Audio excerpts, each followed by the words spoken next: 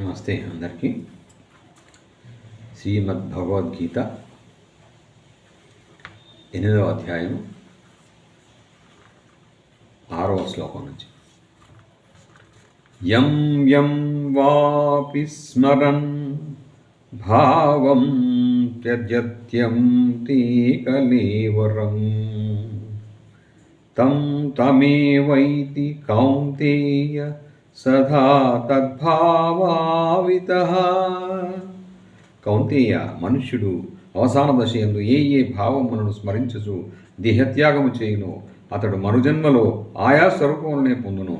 ఏలనన సర్వదా అతడు దానిని స్మరించుచుండును. తస్మాత్ సర్వేషు కాలేషు మామానుస్మరయుధ్య చ మయ్యర్పితమనో బుద్ధి మామే వైశ్యస్య సంశయం. కావున అర్జున, నీవు సర్వదా నన్నే స్మరించుచుండుము. యుద్ధమును కర్తవ్య కర్మను కూడా చేయుము. ఈ విధముగా నీ మనోబుద్ధులను నాయందే నిలిపియున్నచో నిజముగా నిస్సందేహముగా నన్నే పొందెదవు. అభ్యాస యోగయుక్తేన చేతసా నాన్యగామినా పరమం పురుషం దివ్యం యాతి పార్థానుచింతయన్. మనస్సును ఎటూ పోనీయక వేరే ధ్యాస ఏమాత్రము లేకుండా నిరంతరము పరమేశ్వరుని ధ్యానరూపయోగముని సాధన చేయు మనుష్యుడు దివ్య పురుషుడైన పరమాత్మనే చేరును. కవిం పురాణమనుశాసితారం అణోరణీయాం సమనుస్మరేద్యః సర్వస్య ధాతారమచింత్య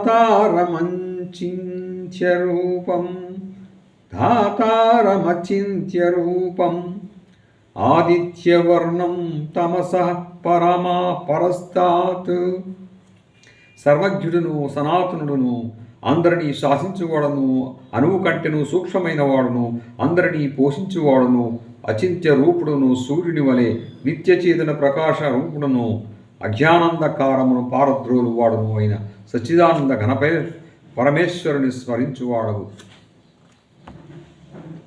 ప్రయాణకాళే మనసాచలేన భక్త్యాయుక్తో యోగబలేన చైవ భ్రూర్मध्ये ప్రాణమావేశ్య సమ్యక్ సతం పరం పురుషముపైతి దివ్యం.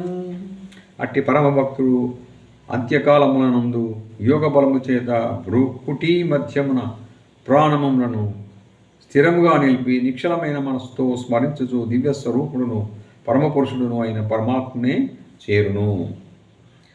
యదక్షరం వేదవిదో వదంతి విశంతి యద్యతయో వీతరాగాః యదిచ్ఛంతో బ్రహ్మచర్యం చరంతి తత్తే పదం సంగ్రహేణ ప్రవక్షే. వేద విధులైన విద్వాంసులు ఆ సచ్చిదానంద ఘనపరమాత్మను శాశ్వతుడు అక్షరుడు అని ప్రస్తుతింతురు. ఆసక్తిరహితులై యత్నశీలురైన సన్యాసులు ఆ పరమపదమునందే ప్రవేశింతురు. ఆ పరమపదమును కోరియే బ్రహ్మచారులు బ్రహ్మచర్య వ్రతమును ఆచరింతురు. అట్టి పరమపదమును గురించి సంక్షిప్తముగా నేను నీకు వివరింతును.